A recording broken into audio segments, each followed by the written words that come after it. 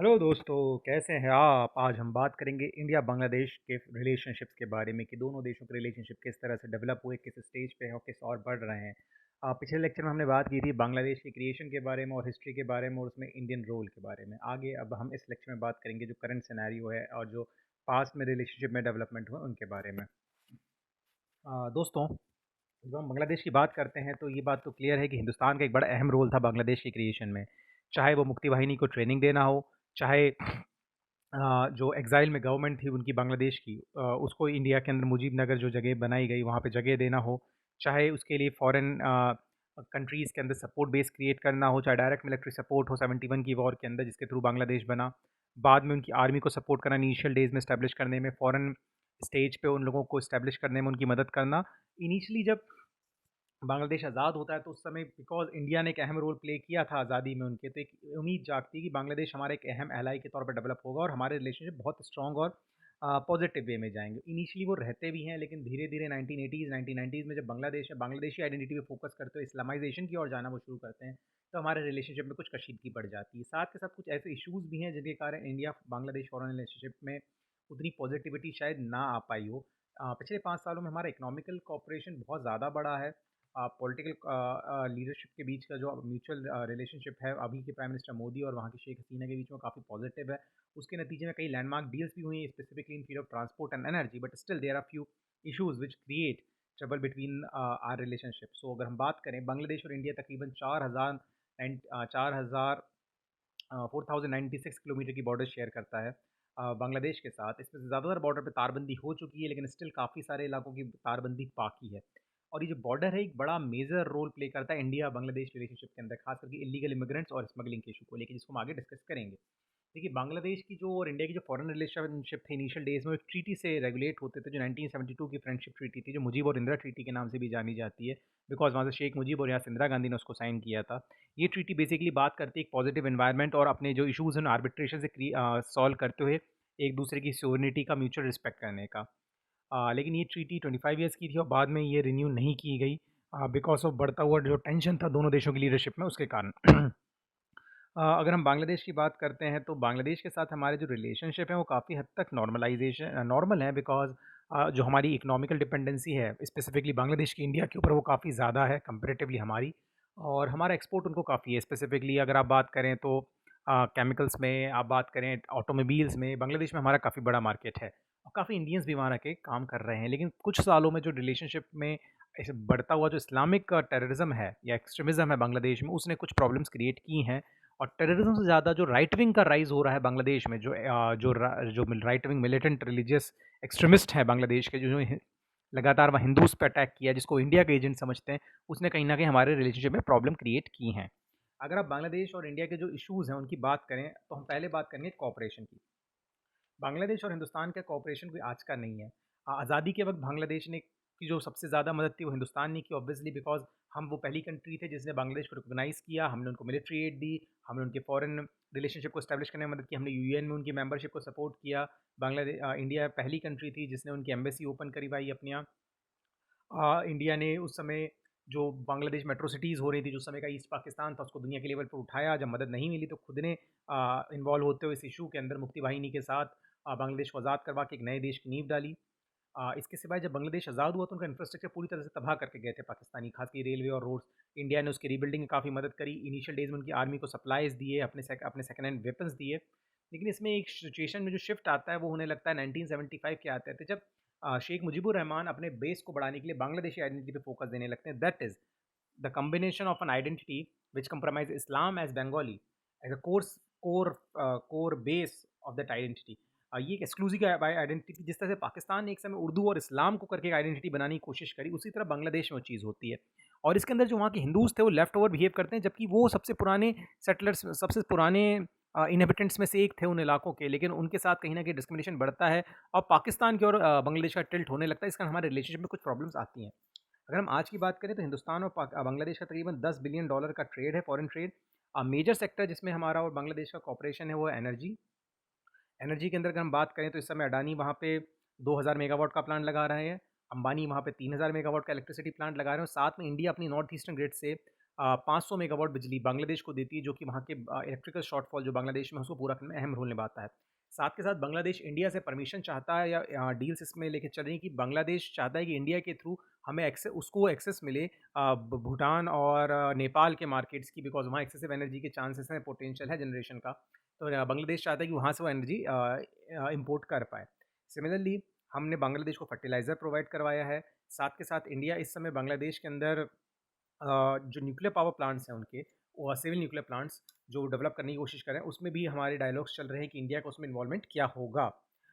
इसके सिवाय इंडिया इस समय तकरीबन $3 बिलियन, स्पेसिफिकली रिलायंस $3 बिलियन का इन्वेस्टमेंट वहाँ कर रहा है 3000 मेगावाट के इलेक्ट्रिसिटी के प्लांट के अंदर। इंडिया ने उसे $2 बिलियन की क्रेडिट लाइन दे रखी है बांग्लादेश को। क्रेडिट लाइन मतलब वो हमसे सामान खरीद सकता है, 2 बिलियन का मतलब उधार खाता कह सकते हैं, हम क्रेडिट लाइन दे रखी है। साथ में $1 अरब का इकोनॉमिक एड दिया था।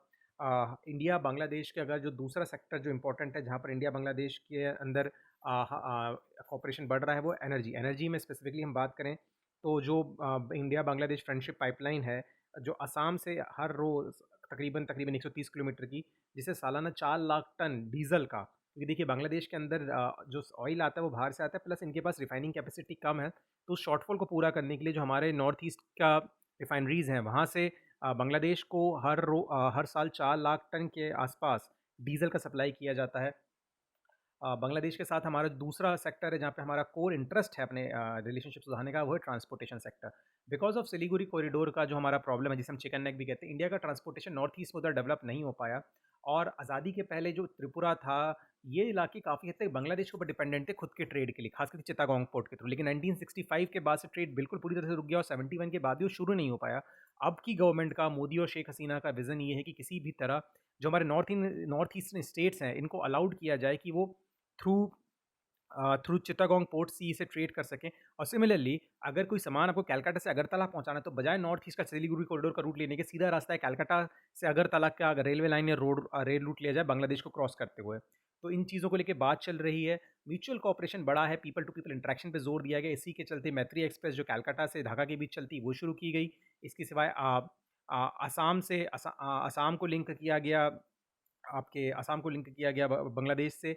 अगरतला से बस सर्विस ढाका तक की चालू की गई, क्योंकि कल्चरल है। देखिए काफ़ी सारे जो त्रिपुरा के लोग हैं, वो लोग बांग्लादेश में भी रहते हैं, त्रिपुरीज। तो उनके culture, people to people contact, cultural contact को रिवाइव करने की कोशिश की जा रही है। साथ में अगर हम बात करें, यहाँ बांग्लादेश ने इस समय अलाउड भी किया था, जब मणिपुर में जो पावर प्लांट लग रहा था, उसके लिए जो इक्विपमेंट्स जाने थे, उसके लिए हमें उसने रास्ता भी दिया था। और अभी फ्रेट कॉरिडोर की बात चली, इसके थ्रू इंडियन गुड्स को हम थ्रू बांग्लादेश नॉर्थ ईस्ट पहुंचा सकें। और साथ के साथ जो इंडिया को रास्ता चाहिए towards the south east Asia, उसमें भी बांग्लादेश एक बड़ा क्रिटिकल रोल प्ले कर सकता है और करेगा, ऐसी उम्मीद लोगों को है। साथ के साथ इंडिया बांग्लादेश के अंदर इस समय आप देखें तो दोनों देशों का जो एक कॉमन एजेंडा कहीं ना कहीं इंटरनेशनल स्टेज पे पाकिस्तान को लेकर भी था। जब बांग्लादेश ने ट्रायल्स किया शाहबाग प्रोटेस्ट के बाद, शेख हसीना गवर्नमेंट ने अपने वॉर क्रिमिनल्स को फांसी देने की, इंडिया ने इसका ओपनली सपोर्ट किया था और कहा था ये बांग्लादेश का हक है। जबकि पाकिस्तान ने इसको अपोज करते हुए एक डिक्टेटोरियल टेंडेंसी कहा था कि आप सप्रेस कर रहे हैं इस्लामिस्ट्स को। अब हम बात करते हैं जो प्रॉब्लम्स हैं इंडिया बांग्लादेश के बीच में। कॉपरेशन जो हमारा मतलब मेजर फील्ड पे, वो ट्रांसपोर्टेशन, एनर्जी और आपका ट्रांसपोर्टेशन, एनर्जी और आपका जो ये हम कह सकते हैं जो एक्सपोर्ट सेक्टर है और जो क्रेडिट लाइन है, जिसके थ्रू हम बांग्लादेश की इकोनॉमी को मदद कर रहे हैं कहीं ना कहीं। और मेजर फील्ड जो रहेगा वो एनर्जी और ट्रांसपोर्ट है, क्योंकि मैंने सबको पता है कि एनर्जी आज के ज़माने में फॉरेन रिलेशन की है, एनर्जी सप्लाई या एनर्जी रूट जो भी आप कह लें। जो प्रॉब्लम्स इंडिया बांग्लादेश के बीच में है, जो रिलेशनशिप को हमेशा से ख़राब करते रहे, उनमें सबसे मेन जो मतलब अगर हम क्रोनोलॉजी में ले तो एक फ़रक्का बैराज है। फ़रक्का बैराज बेसिकली मुर्शिदाबाद मालदा तरफ हम लोगों की गवर्नमेंट ने जो गंगा पे बैराज बना रखा है, जिसका मेन एम गर्मी की सीज़नों में कलकत्ता पोर्ट के अंदर, ताकि जहाज़ नेविगेट कर सकें, तो पानी के एम्पल सप्लाई को बनाए रखना है। बट बांग्लादेश और उसके पहले पाकिस्तान जब अंडर कंस्ट्रक्शन था, शुरू से इल्ज़ाम लगाता रहा कि इसके थ्रू आप हमारे वाटर सप्लाई को रोक रहे हैं। जो बांग्लादेश की दो मेजर नदियाँ हैं, पद्मा और जमुना, जिसको हम गंगा और ब्रह्मपुत्रा कहते हैं, तो उसमें जो गंगा का हिस्सा है, आप पद्मा में मतलब कहीं ना कहीं हमारा पानी का फ्लो रोक रहे हैं, जिससे हमारे यहाँ प्रॉब्लम होगा, स्लिटिंग नहीं हो पाएगा, हमारे फार्म्स की फर्टिलिटी कम होगी और फ्लड सीजन्स में आप हमको एकदम से बिना बताए पानी छोड़ेंगे। तो इल्ज़ाम पाकिस्तान के दौर से था और ये चीज़ बांग्लादेश के दौर में भी चलती रही। अब ये आपको लगेगा कि फ्रेंडशिपली से सॉल्व किया जाना चाहिए, तो सोचिए बांग्लादेश को हम फ्रेंड क्लेम करते हैं, लेकिन इस इशू को सॉल्व करने में लगभग 25 साल लगे और फाइनली ये 90s में, अर्ली 90s में जाके गंगा ट्रीटी हो पाई, जिसमें डिसाइड हुआ कि इंडिया कितना शेयर लीन सीजन्स में जो गर्मी का सीज़न होता है उसमें बांग्लादेश को देगा, लेकिन बांग्लादेश आज भी कहता है कि ट्रीटेड डिस्क्रिमिनेटरी है और कहीं न कहीं बांग्लादेश के हक को मारती है, और ख़ास करके इस वक्त जब पानी का सप्लाई गंगा में कम हो रहा है बिकॉज़ ऑफ आपका ये कह सकते हैं हम, जो डर है लोगों के अंदर की जो बिकॉज़ ऑफ ये ग्लोबल वार्मिंग, इसका इम्पैक्ट नेगेटिव बांग्लादेश पे ज़्यादा पड़ेगा। देखिए बांग्लादेश पूरा एक डेल्टिक रीजन है, पूरा डेल्टा गंगा का और ब्रह्मपुत्र के डेल्टा में बसा हुआ। इनका पूरा जो लैंड का फर्टिलिटी वो आने वाले सीजनल फ्लड्स के ऊपर है। बांग्लादेश में फ्लड्स हर साल आती हैं, तो डर ये है कि जो इस तरह के बैराजेस और डैम्स की जो बात चल रही है ब्रह्मपुत्र और गंगा पे, इससे कहीं ना कहीं इनके जो फर्टिलिटी है उस पर असर पड़ सकता है नेगेटिव सेंस में। दूसरा इशू है जो हम बात करें, ह्यूमन राइट्स वॉच भी इस पे इश्यूज उठाता रहा है, बांग्लादेश भी उठाता रहा है, वो है शूटिंग्स के बारे में। 2001 से 2011 के बीच में ऑन एन एवरेज 1000 बांग्लादेशियों को मारा गया, ऐसा क्लेम ह्यूमन राइट्स वॉच का है, इंडियंस के द्वारा जो बॉर्डर क्रॉस करते हुए कर रहे थे या अपने खेतों में काम कर रहे थे, ऐसा बांग्लादेशियों का इल्ज़ाम है। और उनका मानना है कि जो बीएसएफ है वो इंडिस्क्रिमिनेटरी फायरिंग्स में कई बार इन्वॉल्व रही है लोगों पर। 2018 में खातून बी नाम की एक औरत के ऊपर, बच्ची 15 साल की लड़की को शायद इनका इल्ज़ाम है कि बीएसएफ ने गोली मारी, जिसकी लाश काफ़ी देर तक तार पे अटकी रही। पर इंडिया का यहाँ पे क्लेम ये है कि वो जो ज़्यादातर लोग हैं वो इन्फ्लेटर्स हैं, वो ज़्यादातर लोग स्मगलर्स हैं जो इलीगली बॉर्डर क्रॉस करने की कोशिश करते हैं, और जब उन्हें रोकते हैं वो रुकते नहीं, तो उस केस में मजबूरी फायरिंग करनी पड़ती है। कई दफ़ा इसके कारण बांग्लादेश राइफल, जो बांग्लादेश का बीएसएफ है जो बॉर्डर सिक्योर उनका कर रहा है, और हमारे बीएसएफ के बीच में फायरिंग भी हुई, जिसका आपको याद होगा 2001 के आसपास जब हमारे कुछ सोल्जर शहीद भी हुए थे। अगर आप बांग्लादेश की ओवरऑल बात करते हैं, तो बांग्लादेश के अंदर एक ये परसेप्शन है कि जो इंडिया है वो कहीं न कहीं मतलब उनके लोगों को स्मगलर की तरह प्रोजेक्ट कर रहा है, उनके लोगों को इन्फ्लेटेटर्स की तरह प्रोजेक्ट कर रहा है, और अपनी डोमेस्टिक पॉलिसी में इसका पॉलिटिक्स में इसका फ़ायदा उठा रहा है। सिमिलरली लेकिन इंडिया के लिए इसका मेजर कंसर्न ये है कि जो बॉर्डर है, यहाँ से जो क्रॉस बॉर्डर इमिग्रेशन है इलीगल, वो इतना ज़्यादा है कि इसने कई जगह खासकर असम और बंगाल में डेमोग्राफिक शिफ्ट कर दिया है। असम की कुछ जिले हैं जो अब मुस्लिम मेजॉरिटी हो चुके हैं। मुस्लिम मेजॉरिटी होना is not a big deal in Assam, वहाँ हिंदू मुस्लिम का इशू नहीं है। असम में जो मेजर इशू है वो लैंग्वेज का इशू है। उनका ये क्लेम है कि असमीज़ जो लैंग्वेज है वो माइनॉरिटी हो गई है बॉर्डर डिस्ट्रिक्ट्स में बिकॉज ऑफ कंटिन्यूस इन्फ्लेटरी एक्टिविटीज़ जो चल रही है बांग्लादेश से। लेकिन इस मामले में बांग्लादेश का ये कहना है कि वो आपके बंगाली हैं, वो हमारे यहाँ से कोई बांग्लादेशी नहीं, वो इंडियन बंगालीज हैं। तो एक बड़ा जो पूरा का पूरा असम वायलेंस है, जो स्टूडेंट वायलेंस 70s से लेकर 90s तक बहुत एक्सट्रीम लेवल पे रहा, लेट 70s से 90s तक, वो क्या था? जो असम अकॉर्ड हुआ वो क्या था? असम अकॉर्ड ये बात करता है कि जो बांग्लादेशी की बात नहीं कर रहा, वो कह रहा है इलीगल इमिग्रेंट्स हैं, जो एलियंस हैं, चाहे वो हिंदू हों चाहे वो मुसलमान हों, अगर वो अपना सिटीजनशिप प्रूफ नहीं कर पाते तो नहीं, असम छोड़ के जाना पड़ेगा। ये अकॉर्ड हुआ था, असम अकॉर्ड राजीव गांधी और असम स्टूडेंट मूवमेंट्स के बीच में, जो अब जाके लागू होने थ्रू जा रहा है थ्रू सीए। तो जो सीए है इसको लेकर भी बांग्लादेश में बहुत ज़्यादा रिजर्वेशन, और इसको लेकर जब इंडिया ने इसको लेकर अपना एक्ट पास किया तो उसका बहुत अपोजिशन हुआ वहाँ के पार्लियामेंट में। बांग्लादेश के जो फॉरेन मिनिस्टर थे और जो उनके फाइनेंस मिनिस्टर थे, उन्होंने अपना टूर कैंसिल कर दिया, ये कहते हुए कि भाई आप जो कर रही हैं डिस्क्रिमिनेटरी है, और आप अपने बंगालियों को जो आपके लोकल बंगालीज हैं शायद उनको आप बांग्लादेशी टैग करके कहते हैं कि हमारे हैं, हम नहीं लेंगे, ना वो हमारे हैं, वो आपके अपने लोग हैं। और इंडिया का क्लेम ये है कि भाई वो इलीगल इन्फ्लेट्रेंट्स है। इसके सिवाय एक दूसरा इशू है स्मगलिंग का, ड्रग्स, गोल्ड, इवन हमारे कॉइन्स बांग्लादेश में स्मगल होते रहे थे एक समय तक because of superior quality of metal, कि उससे शेविंग ब्लेड्स बनाए जाए। साथ में कैटल स्मगलिंग में कुछ लोग कहते हैं कि बीएसएफ के भी शायद कुछ लोग शामिल हैं, बिकॉज हर साल लाखों की तादाद में हिंदुस्तान से जानवरों की स्मगलिंग बांग्लादेश में की जाती है, for leather and for obviously for beef. गायों की स्मगलिंग बहुत बड़ा इशू है। इंटरनेट आपको कई सारे वीडियोस मिल जाएंगे कि किस तरह से पुली बनाकर तारों के ऊपर से जानवर को फेंकते हैं। इनह्यूमैन है, नो डाउट अबाउट इट। इसके सिवा ह्यूमन ट्रैफिकिंग, इलीगल इमिग्रेंट्स तो हैं ही, साथ में कई सारी बांग्लादेशी लड़कियों को भी हर साल हिंदुस्तान में स्मगल किया जाता है फॉर फ्लैश ट्रेड। आप लोग समझ रहे हैं मैं क्या कहना चाह रहा हूँ। जो जो हमारे यहाँ हम कहते हैं सेक्स स्लेव्स के तौर पे, या फिर हम कह सकते हैं उनसे उनसे आप कह सकते हैं कि जो देह व्यापार है उसके लिए उनका हर साल यहाँ स्मगलिंग किया जाता रहा है। बांग्लादेश तो रिजर्वेशन उठाता रहा है कि हमारी कई सारी जो युवा लड़कियां हैं उनको बरगला के नौकरी का बहाना बना के इंडिया में ले जाया जाता है, और इंडियन गवर्नमेंट इनफ नहीं कर रही है उनको सेफ गार्ड करके रिट्रीव करके वापस बांग्लादेश भेजने के लिए। इसी सिवाय जो एक मेजर इशू है इंडिया बांग्लादेश रिलेशनशिप के बीच में, वो है हमारे कॉरिडोर्स, जो इनक्लेव्स एस्क्लेव्स का इशू है। देखिए इनक्लेव्स क्या होता है, इनक्लेव एक ऐसी जगह जैसे इंडिया का कोई हिस्सा बांग्लादेश में है जो चारों तरफ से बांग्लादेश से घिरा हुआ है, वो है इंडिया का लेकिन घिरा हुआ बांग्लादेश से, वो हमारा इनक्लेव है।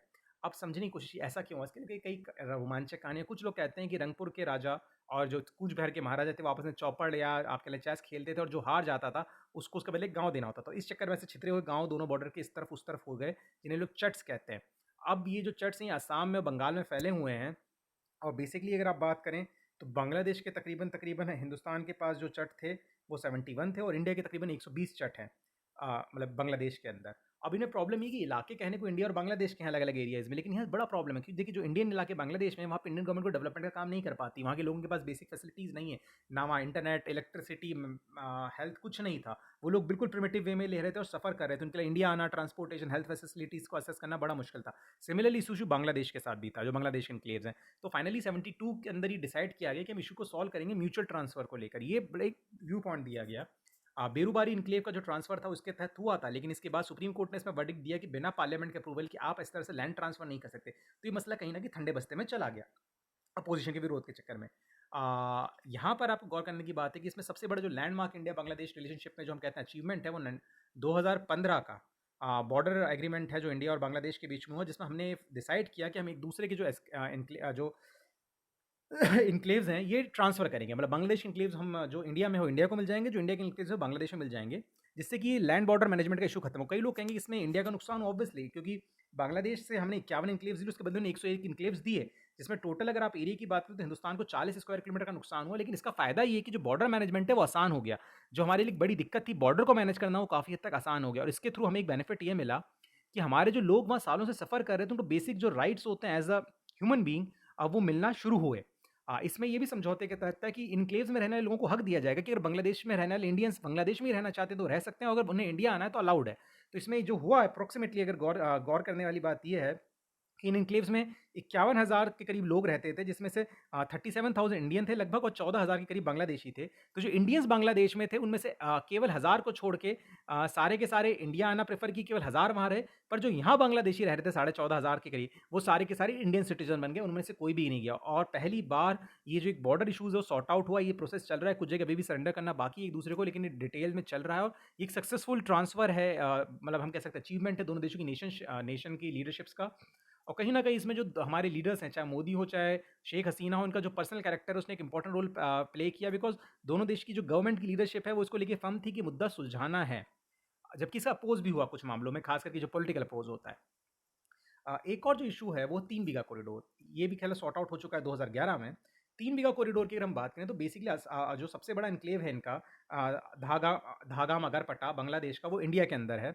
यहाँ तक के लिए एक्सेस के लिए हमने वादा किया था 1972 में, जब बेरूबेरी एन्क्लेव हमें मिला, कि हमें 3 बीघे की एक सड़क, एक कॉरिडोर देंगे जिसके थ्रू बांग्लादेशी कभी भी इंडिया में आ सकें अपने इलाके के अंदर, यहाँ के लोग वहाँ जा सकें।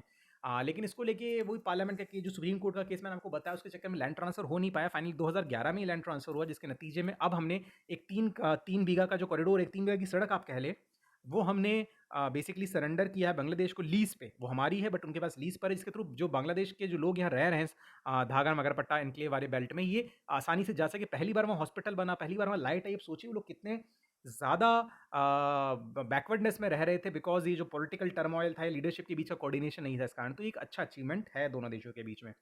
इसके सिवाय जो मेजर बोन ऑफ कंटेंशन हमारे आज के दौर में हो बांग्लादेश में बढ़ता हो इस्लामिक रेडिकलिज्म में। देखिए बांग्लादेश जब आज़ाद हुआ तो एक सेकुलर आइडेंटिटी, बंगाली आइडेंटिटी को लेकर हुआ, बट 72-73 के बाद से शेख मुजीब ने खुद ने फोकस करना शुरू किया बांग्लादेशी आइडेंटिटी पे। Bangladeshi identity focus on Islam and Bengal combine, and it say that we are different from Indian Bengal and we are different from Bengali Hindus who live mainly in India, which created a drift between Bangladeshi Hindus and Bangladeshi Muslim as such। और specifically जो right wing है, जैसे उस जमाने में जो waste Pakistan था वो ईमानदार मुसलमान के तौर पर नहीं देता था बांग्लादेशियों को, ये कहते हैं कि जो यहाँ के बंगाली हिंदू ईमानदार नहीं है। और स्पेसिफिकली जब भी इंडिया में एंटी मुस्लिम कुछ होता है, चाहे 92 के दंगे हो, चाहे गुजरात के दंगे हो, ये राइट विंग के लोग वहाँ के हिंदुओं पर अत्याचार करते हैं। इसके कारण ऐसा कई दफ़ा हुआ है, जो हम कहते हैं वेव्स की वेव्स आई हैं। पहली वेव 65 के आसपास आई, फिर बाबरी मस्जिद के समय इमिग्रेंट्स की वेव्स आई, और रिसेंटली जब शाहबाग प्रोटेस्ट मूवमेंट हो रहा था, तो ये जो राइट विंग स्पेसिफिकली बीएनपी के अंडर में और जमात इस्लामी, वो कहती है कि जो एएनपी का सपोर्ट बेस माइनॉरिटीज़ का है, और ये सेकुलरिज्म की बात करते हैं, ये बांग्लादेश के खिलाफ। इसलिए जब भी कुछ ऐसा सेकुलर और राइट विंग के बीच में लड़ाई होती है, सबसे पहले बांग्लादेशी हिंदू पिसते हैं और मंदिरों पर अटैक होते हैं, उनके घर जला दिए जाते हैं, गांव जला दिए जाते हैं। लेकिन डिलेमा ये है कि अवामी लीग खुद को कहती भले सेकुलर है, बट उसने कभी भी जो बांग्लादेशी हिंदूज हैं उनके राइट्स को सेफगार्ड करने की कोशिश नहीं की। अटैक होने के बाद एक्शन नहीं ली। ऑल द सुप्रीम कोर्ट के चीफ जस्टिस सिन्हा साहब वहाँ पे हिंदू रह चुके हैं, लेकिन स्टिल बांग्लादेशी गवर्नमेंट में अगर आप कहें केवल एक सुपरफिशियल रिप्रेजेंटेशन है। हिंदूज का रिप्रेजेंटेशन गवर्नमेंट जॉब्स में, गवर्नमेंट सेक्टर्स के अंदर, पॉलिटिक्स के अंदर कंपेरेटिवली कम है आबादी के लिहाज से, और साथ में आबादी भी कम हो रही है। ज़्यादा लोगों का मानना है बिकॉज जो जो प्रजनन दर है मुसलमानों की वो हिंदुओं से ज़्यादा है वहाँ पर। लेकिन इसमें ये भी कोई इससे मना नहीं कर सकती, काफ़ी बड़ी तादाद में हिंदूज लगातार बांग्लादेश को छोड़ते हुए इंडिया में इमिग्रेंट कर रहे हैं, क्योंकि उनके साथ दिक्कत है। वहाँ पे उनके साथ गलत हो रहा है। उनकी प्रॉपर्टीज़ जो एनिमी प्रॉपर्टी एक्ट में 71 में ली गई थी, वो आज तक नहीं लौटाई गई हैं, जिसमें कि प्रणब मुखर्जी के ससुराल की कुछ प्रॉपर्टीज़ भी थी। तो ये बड़ा एक सोचने की बात है देखिए, दोनों देशों के बीच में रिलेशनशिप बहुत म्यूचुअल कोऑपरेशन वाले हो सकते हैं और होने चाहिए। लेकिन देखिए, यहाँ पे एक चीज़ और करना है, ग्लोबल पावर का रोल्स क्या है? चाइना चाइना नहीं चाहता इंडिया बांग्लादेश की रिलेशनशिप मजबूत हो, बिकॉज़ इंडिया को चाइना एक पोटेंशियल राइवल के तौर पर देखता है और चाइना कहीं न कहीं बांग्लादेश में अपने जो जड़ हैं, वो इतनी मजबूत करना चाहता है कि वो इंडिया को इस इलाके से काउंटर कर पाए। लास्ट कुछ सालों में चाइनीज़ इन्वेस्टमेंट बांग्लादेश में बहुत ज़्यादा बढ़ा है, specifically in field of infrastructure. Bangladesh में जो जमुना और पद्मा पे बड़े-बड़े नए-नए ब्रिजेस बन रहे हैं, वो चाइना कंस्ट्रक्ट कर रहा है। सिमिलरली इनकी रेलवे लाइन को अपग्रेड चाइना कर रहा है। इनके नए इंटरनेशनल एयरपोर्ट को चाइना बना रहा है। चिटागोंग पोर्ट का जो मॉडर्नाइज़ेशन है वो चाइना कर रहा है और कहीं न कहीं जो सॉफ्ट बैंक है चाइना की वो काफ़ी सारे लॉन्ग टर्म लोन्स दे रही है बांग्लादेश को, जिसके थ्रू बांग्लादेश की डिपेंडेंसी चाइना पे लगातार बढ़ रही है और कहीं न कहीं इसको लार्जर स्ट्रिंग ऑफ पल्स के हम कॉन्सेप्ट में देखते हैं, जहाँ बांग्लादेश के थ्रू और दूसरे साउथ एशियन नेशन और अफ्रीकन कोस्ट के थ्रू इंडिया को चाइना घेरना चाहता है। यहाँ पर हम बात करते हैं पाकिस्तान की। देखिए, बांग्लादेश और पाकिस्तान की हिस्टोरिकल राइवलरी को कोई मना नहीं कर सकता, because at the end of the day वो दर्द और दुखी था, जिसके कारण या वो अत्याचार था वेस्ट वालों का ईस्ट के ऊपर, जिसके कारण अलग हुए। लेकिन यहाँ गौर करने की बात है कि पिछले कुछ सालों में रिलेशनशिप सुधरी। खास करके जब 80s और 90s में जनरल इरशाद और ज़ियाउर रहमान के दौर में जब वहाँ राइट विंग का राइज़ होता है, लेट 80s में और पूरा 80s और लेट 70s में, तो इनकी रिलेशनशिप काफ़ी अच्छी होती है। इवन शेख मुजीब, जिनको खुद पाकिस्तान ने अरेस्ट करा था, वो जाते हैं वहाँ पर और इंटरनेशनल इस्लामिक कॉन्फ्रेंस में, जहाँ से इस्लामिक इंटरनेशनल जो इंटरनेशनल कॉन्फ्रेंस था उसके अंदर इस्लामिक इंटरनेशनल कॉन्फ्रेंस में पार्टिसिपेट करते हैं, और कहीं न कहीं एक रिलेशनशिप की नॉर्मलाइजेशन की बात करते हैं और मुस्लिम ब्रदरहुड वाला वो कॉन्सेप्ट कहीं न कहीं पैदा होता है। तो ये भी प्रॉब्लमैटिक है। अ, तो आप अगर ओवरऑल इंडिया बांग्लादेश की रिलेशनशिप को सम अप करें, तो रिलेशनशिप में ये म्यूचुअल कॉपरेशन पर एक सेंस ऑफ डिस्ट्रस्ट भी है कहीं न कहीं इसमें। रिलेशनशिप अभी स्ट्रॉन्ग हो रहे हैं कि जो दोनों लीडरशिप हैं वो कहीं न कहीं पॉपुलिस्ट और स्ट्रॉन्ग होल्ड वाली लीडरशिप्स हैं और ये चाहती हैं कि इनका स्ट्रॉन्ग यहाँ बढ़े, वर्चस्व बढ़े। शेख हसीना को लेके कि जब तक शेख हसीना यहाँ पर हैं तब तक तो आपका रिलेशनशिप अच्छा है, लेकिन जब बेगम खालिदा ज़िया आएँगी, तब आपके साथ रिलेशनशिप कैसे होगी देखना होगा, क्योंकि बीएनपी जो है वो बिल्कुल एंटी इंडिया है। वो इंडिया को एज़ अ न्यो कॉलोनियल पावर देखती है इन बांग्लादेश। तो मैं उम्मीद करता हूँ आपको ये रिलेशनशिप समझ में आया होगा और अगर आपको कोई और क्वेरीज़ हैं तो आप पूछ सकते हैं। वेलकम। थैंक्स।